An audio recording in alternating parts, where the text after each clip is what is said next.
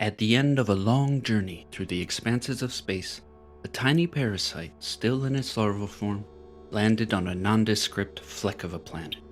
There, it found a home in the brain of a local hominid and rapidly spread across the entire species. It gave its host unprecedented powers of communication and abstraction. For you see, this was a language parasite. Those who wielded those powers invented tools, weapons, and religions, roads, railways, and skyscrapers. It never occurred to them that the parasite was dictating their actions in pursuit of its own goals. In fact, it never occurred to them that the parasite was even there. They built radios and rockets, making their presence in the universe ever more noticeable, completely oblivious to the silent threats that lurked in the distance. At every step of the way, the hosts told themselves, "This is progress." Then one day, the skies shattered. In a mere instant, all life on the planet was swallowed whole. None of the hosts survived, but the parasite thrived. The stomach of the behemoth that had just eaten the planet was exactly where it had intended to go all along. It was where it needed to be to start the next stage of its reproductive cycle. Well, it'd make for some fun sci-fi anyway. Science fiction and related genres is probably where I've encountered this idea the most. This idea of language as a parasite, or virus, or more broadly as some kind of organism. Ticket That Exploded by William Burroughs, Snow Crash by Neil Stephenson, though I guess in that one it's more of a computer virus, really. Pontypool Changes Everything by Tony Burgess, and Hot Skull by Mert Baikal, to name a few. But as it turns out, it's not just the remit of fiction. There are, of course, some superficial parallels in the words we use to describe language. Like, we might say words have roots and stems, and they can fossilize. We might speak of living languages and dead languages. But the parallels run deeper than that, and many of them have been around pretty much from the start of linguistics as a modern science. A science doesn't just pop out of thin air. Poof, physics. Ta-da! It's more of a gradual process. So if you ask, when did linguistics start as a modern science? You might get different answers depending on who you ask. Some might point to the works of Ferdinand de Saussure published in the early 20th century. Others might trace it back further to William Jones and the beginning of Indo-European studies in the late 18th century. But overall, I think almost everyone would agree that the 19th century was pivotal to the rise of modern linguistics. It's a period where the study of language started to transition towards something more like modern science. The crown achievement of 19th century linguistics was the construction of the Indo-European language family through efforts that were driven primarily by German scholars. Essentially, they took a bunch of languages from India to Western Europe, found that they were related to one another, and traced back their origin all the way back to a hypothetical common ancestor called Proto-Indo-European. It's not at the same scale, but it's a bit like figuring out that all mammals are related and that they all descend from a common ancestor, some kind of synodont. The basic impulse was nothing new. Basically, these two things look alike. I wonder if they might be related somehow. Before the 19th century, that idea does pop up here and there, but it never gains enough momentum to really take off. For example, in the 1580s, Thomas Stevens, an English Jesuit who was among the first from England to travel to India, noticed some similarities between some of the languages of India and Latin and Greek. A few years later, a Florentine merchant by the name of Filippo Sassetti, who had also traveled to India, noticed some similarities between Sanskrit and Italian vocabulary. But that was it.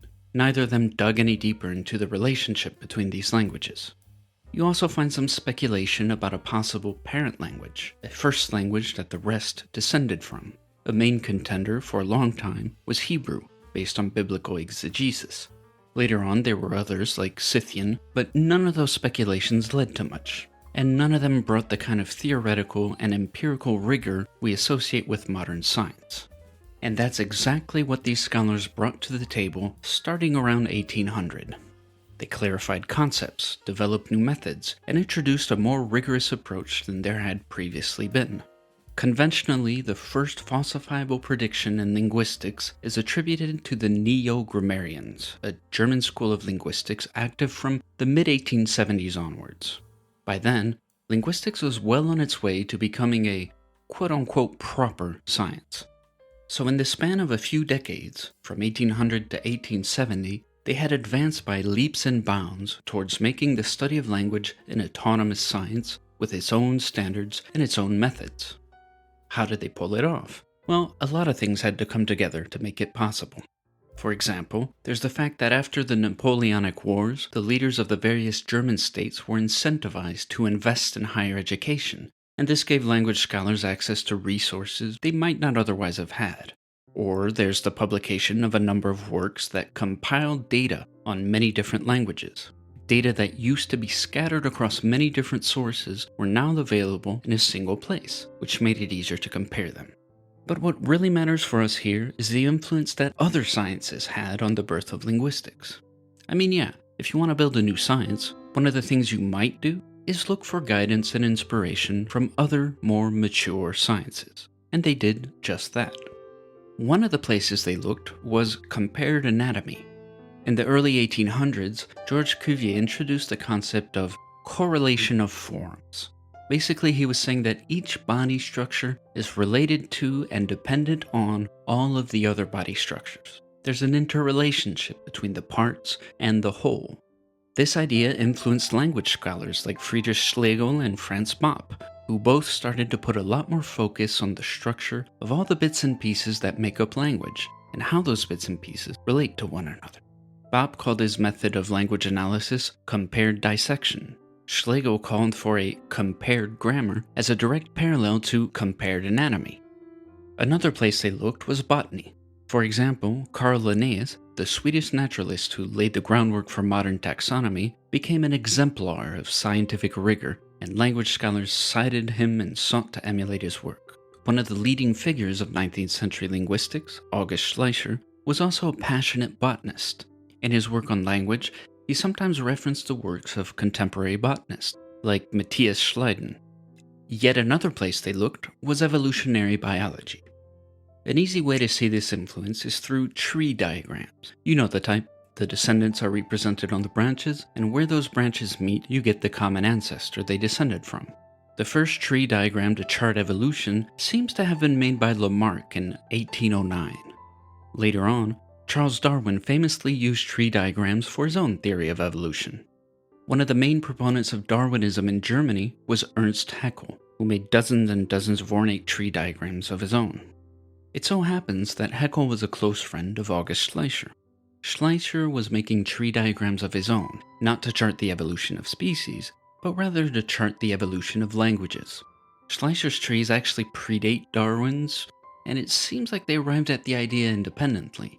That being said, when Haeckel encouraged Schleicher to read Darwin, which he did, he saw the close parallels between Darwin's work on biology and his own work on languages, and he drew from that to bolster his own ideas. Not only did these language scholars draw from these specific disciplines, but more generally, a lot of them were also influenced by natural organicism, a philosophical view that basically just says this: if you want to understand the world, you should think of it like an organism.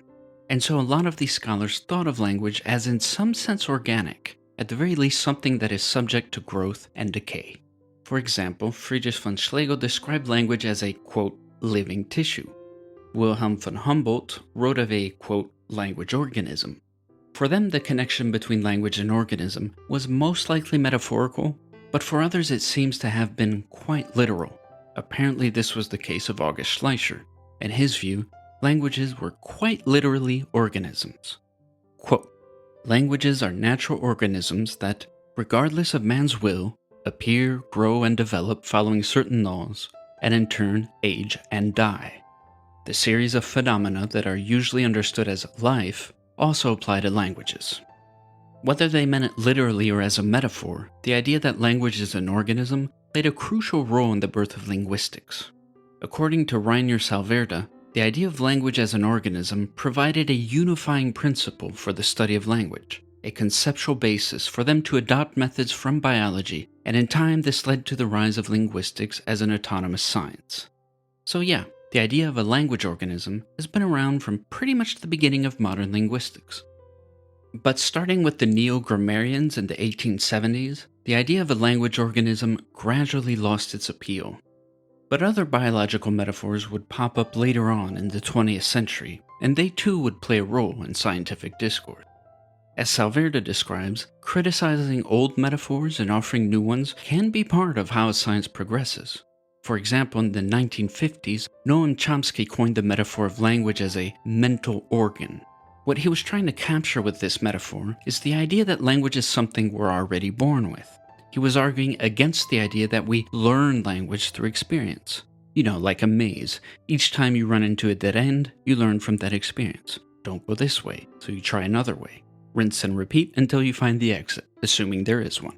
So for Chomsky, we don't actually learn language that way. Language is innately there and grows like an organ. There's one small problem with that metaphor though. You can grow up alone with a pack of wolves, and your spleen is going to grow just fine, but you won't get language. Unlike any other organ, for language to grow, you need social interaction with other human beings. So you can criticize Chomsky's metaphor on the grounds that it doesn't capture that fact about language. And then you can propose an alternative metaphor that does capture that fact, like, say, the virus metaphor, which is what someone like Terence Deacon uses. To quote Salverda again, language, just like a virus, does not exist and develop without contact between its bearers. Its reproduction depends on interaction with other humans. So occasionally biological metaphors like that do pop up again, and they continue to structure how we think about language.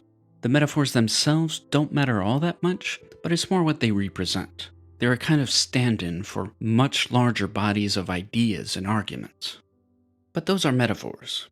In the 20th century, you don't really find anyone saying that language is actually an organism, like August Schleicher did, with one notable exception. In the mid-1980s, a small group of scholars from the University of Leiden in the Netherlands boldly claimed that language is in fact a parasite. Literally. The founding figure of this school of thought is Frederik Kortlandt. His ideas were later elaborated on by others, especially by George van Driem. Since they hailed from the University of Leiden, their school of thought was dubbed the Leiden School. What is meaning? That's a question that has stumped scholars for a very long time, and there are multiple models to attempt to explain it. The Leiden School uses the model introduced in the early 20th century by Genevan linguist Ferdinand de Saussure. What Saussure proposed was what he called a linguistic sign. The sign is made up of two parts. On one side you have the signifier. In the case of spoken languages, the signifier is a string of sounds, like say the sounds you need to make to pronounce the word cat. And you could also call this the linguistic form. And then on the other side you have the signified, and that's the mental concept that is associated with the string of sounds. So in this case it's the mental concept of a cat. And you could also call this the meaning. And the two, signifier and signified, or form and meaning, are glued together. They're both part of this larger, indivisible whole that Saussure calls a linguistic sign. Think of it like a sheet of paper. On one side you have the form, and on the other, the meaning. A sign can be a word, like cat, but it can also be something bigger or smaller than a word. The smallest linguistic sign is called the morpheme. It's the smallest unit that conveys any meaning. For example, if I say, I missed you, that small d sound at the end of missed is a morpheme, and here it indicates the past. So from that perspective, language ends up being one big system where all these signs combine in multiple ways. It's a bit like DNA. With DNA, you have your 4 nucleotide bases. These bases can combine in different ways to produce larger units. The morphemes of a language are a bit like the nucleotide bases in DNA, except that there's a lot more than just 4 of them. And these morphemes can combine to produce larger units, like words, which can then combine to produce larger units, like phrases, which can then combine to produce larger units, like sentences, and so on. For the Leiden School, all of these signs have neural correlates, groups of neurons they're associated with. They point to theory of neural group selection, which posits that neurons are subject to Darwinian selection processes, just like species. The neurons compete for cortical space, and the linguistic signs they're associated with compete for mental representation space. But that's just inside one person's brain. To spread from one person to another, linguistic meaning has to rely on linguistic form, the string of sounds. To quote Kortlandt, the sensory motor channels of speaking and hearing can be regarded as the male and female sex organs of the linguistic parasite. Essentially, the idea is that when you say something, what's really happening is that there's a neural construct in your brain that is trying to replicate itself in another person's brain. This is how the linguistic parasite reproduces. And yes, they think of it as actual biological reproduction. According to Courtland, this approach to language has more explanatory power than other approaches. There are two main approaches that have dominated most of 20th century linguistics, namely functionalism and formalism. Courtland defines functionalism as the view that, quote, linguistic forms are instruments used to convey meaningful elements. Basically, functionalists look at language as a kind of tool, a tool that we use to express ourselves and communicate with one another. For Courtland, the problem with functionalism is that it doesn't account for the harmful effects that language can have. Specifically, he thinks language stunts our perceptual abilities. Quote, language invades the left hemisphere, diminishing the perceptual capacity of the brain. As a result, man's major capability to change his environment is matched by a minor capability to gain insight from direct observation. For Courtland, human behavior like war, child labor, totalitarianism, and so on really only makes sense if we have this combination of being driven by beliefs and ideas while at the same time being unable to perceive the world as it is. If language is just a tool, as the functionalists believe, then you wouldn't expect language to have this kind of harmful effect on us. But if language is a parasite, then it might make sense. The other approach that dominated 20th century linguistics is called formalism. Courtland defines formalism as the view that, quote, linguistic forms are abstract structures which can be filled with meaningful elements. Basically, formalists are looking at language as a kind of abstract system that you can make sense of through formal logic and mathematics. Courtland argues that language can't be analyzed that way. In his view, linguistic meaning has the properties of a non-constructible set. There is no a priori way to deduce the applications of meaning from its implication. The argument is probably a bit too technical to parse in a YouTube video, so let's just fall back on some of Van Driem's examples to illustrate. You have a door that's closed but unlocked. I can say the door's closed, but I can also say the door's open. Someone knocks on the door and I reply, it's open. So you have the same thing, a door that's closed but unlocked, and I can refer to it both by saying it's closed and it's open. In both cases, I'm telling the truth, but in conventional logic, that would be a contradiction. It can't be both open and closed. So in conventional logic, to resolve that contradiction, you'd probably have to argue that you're not actually referring to the same thing. Like maybe when you say it's open, you're referring to the lock, and when you say it's closed, you're referring to the wooden slab that makes up the door. Or something like that anyway. And Van Driem says, look, you don't need those kinds of explanations. It's just a contradiction, and that's fine, because linguistic meaning doesn't follow those rules of conventional logic. Instead, meaning is determined by its applications. What that means is this, paraphrasing Van Driem again. If I say, this is a house, it's a house because I decided to call it one. If I want to call a cardboard box a house, it becomes a house. For you, the listener, when I say, this is a house, what I'm really saying is, I want you to think that this is a house. And whether or not that idea survives in your brain will have nothing to do with truth and logic, but rather with Darwinian selection processes, the same that drive the evolution of biological species. So there you have it. It's an arresting idea, right? Language as a parasite. Most of the accounts I've seen say that cultural and linguistic evolution piggyback on biological evolution. But if language is a parasite, then it collapses everything down into just one thing, biological evolution. There's not really any dividing line between evolution before language and after language. Not really any dividing line between inheriting a physical trait from your parents or adopting a new word from a friend. It's all biological. To situate this idea in the broader context of linguistic science, I should stress that this is very much a minority view. Most linguists, at least the ones I know, would probably dismiss it. Well, to be honest, most linguists have probably never even heard of it. It's not an idea that has all that much traction. But as a metaphor, I think many would acknowledge that there are some interesting parallels between languages and organisms, and even parasites specifically. It's when you say you mean it literally that people start to look at you funny. Some of that might be for good reason, but some of it might have to do with the assumptions we're making, which might not necessarily line up with what the Leiden School is actually saying. Like, if you tell me something is a parasite, a living organism, one of the assumptions I'm going to make is that it reproduces through genetic means. To me, that's an essential part of how we define what organisms are. If the Leiden School was saying that the language parasite reproduces through genetic means, then it'd be pretty bonkers, right? I mean, with a virus, we might talk about how it spreads through physical contact or through the air, but we all know there's actually something tangible there, a virion that carries genetic information from one host to the other. And it'd be a pretty wild idea to suggest that that's how language works. Just take sign languages or even reading. You could put a solid window pane between me and the person signing, or me and a book, and the language parasite would still spread, which shouldn't be possible if it was something like a virion.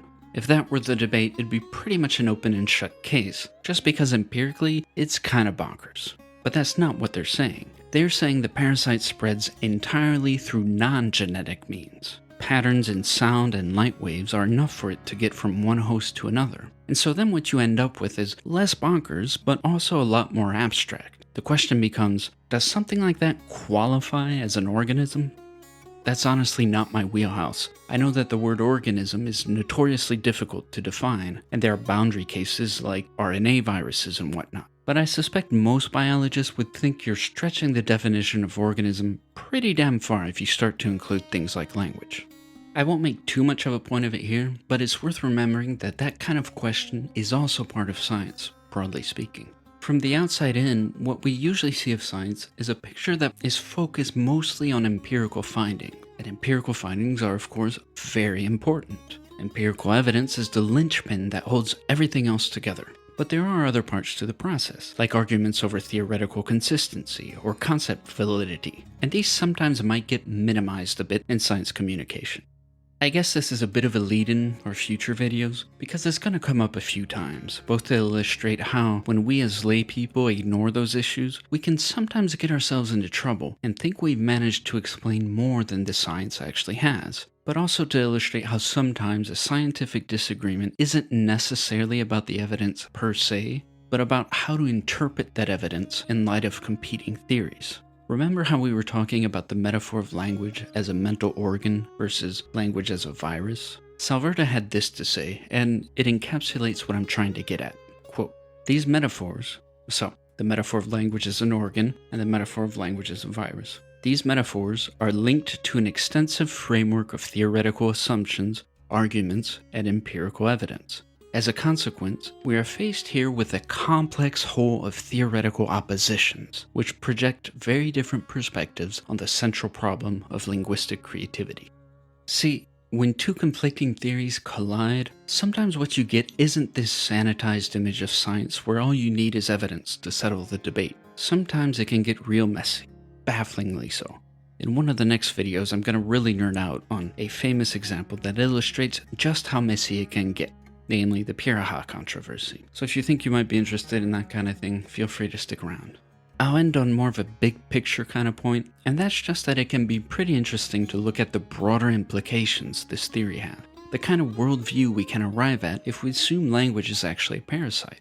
In the Leiden School's use of the term, parasite is neutral. It could be good or bad, or both, or neither. It just refers to an organism that can't survive without latching on to another organism. But is language a net positive for us, or is it a net negative? Or to use the more colloquial definition of the terms, is language a parasite, or is it a symbiote? Courtland leans more towards the more pessimistic view. By stunting our perceptual abilities, language might turn out to be our undoing, and if we want to find our way out from awful things like child labor, totalitarianism, war, and so on, then we have to start focusing less on linguistic abstractions and more on direct observation, immediate experience. Van Driem, on the other hand, thinks it's probably more of a net positive, but he adds a twist. A net positive for who? If language is a parasite, it's tempting to locate our own identity within the host and treat language as something foreign, external to us. But language is so central to the human experience, it's so crucial to who we are, that in a sense, we are the parasite. Or rather, to be human is to be both the host and the parasite. So even if language was, in some sense, detrimental to the host, that still wouldn't be enough to say it's a net negative for us, since we're not just the host, we're also the parasite. Personally, when I stumbled on the Leiden School, I thought it offered a nice answer to the Kekulé problem that the late Cormac McCarthy brought up in his 2017 essay. The question is this: why do scientists sometimes report that they made discoveries through dreams with visual imagery, symbols, and metaphors? Kekule claimed that he discovered the molecular structure of benzene, which looks like a ring, when he fell asleep and dreamt of a snake eating its own tail, the Ouroboros of mythology. And so what McCarthy asks is, why couldn't Kekule's mind have just said, using words, Kekule, it's a bloody ring? Why did his unconscious mind use visual imagery when simple language could have done the trick? McCarthy speculates that it's probably because, evolutionarily, language just hasn't been around for all that long. So our unconscious mind tends to fall back on the older tools it's more comfortable with. But if you bring in the ideas of the Leiden School, you could put a darker twist on it, and imagine that there's tension between the host and the parasite. Kekule's mind used visual imagery instead of language because the host doesn't trust the parasite. It knows it has been invaded by a foreign organism and is trying to fight back. Obviously that's just wild speculation, but well, it's fun to think about anyway. So, is language a parasite? I suppose that among the many things language could turn out to be, a parasite might be one of them. In my book, it's not one of the more likely candidates. In fact, I find it very unlikely. But nonetheless, it might be worth entertaining the idea. Perhaps as a statement of fact, as the Leiden School does, but if not, then at least as a metaphor. Well, that was fun. Oh, fun to make anyway. If ever you want to stick around, I have 2 videos coming up that are probably going to be shorter, more pragmatic ones. One's going to be about value capture and language learning. I'm going to look at some of the issues around metrics like Duolingo streaks, and number of Anki cards, and whatnot. The other is going to be looking at some practical things interpreters do that might be useful for language learners. So those are going to be more practical topics. And then I have 2 longer ones where I'm really going to nerd out on the linguistic side of things. One's going to be looking at the Piraha controversy, and the other at the question, what is the world's hardest language? Pretty classic topics on this platform, but hopefully I'll be able to add something new that hasn't been addressed in other videos. And then a last one about subtitles versus dubbing. So I'll be talking about stuff like the McGurk effect, how public policies affect preferences, and so on. No idea when they'll come out, nor in what order, but that's what I've got in the works anyway, so just to give you an idea. Alright, thanks for watching, and toodles? Okay, bye.